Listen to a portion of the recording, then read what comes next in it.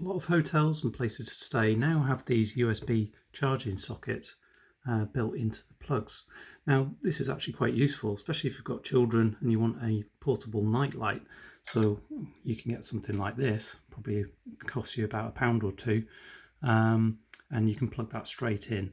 Now the problem with that is that they're really quite bright, but what we can do is get one of these USB voltage controllers, and those cost about £1.50, and you just place that into the socket first, and then you put USB light in, and it's got its own switch, and then as you can see you can vary that voltage going in and change the light output level.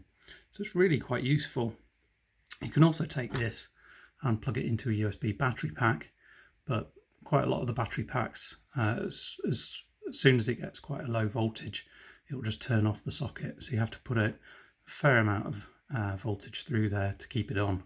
But maybe that will suit your use case. You can pop it in a hall, maybe direct it at a wall so it's not too bright, and then you've got just a little night light in a corridor.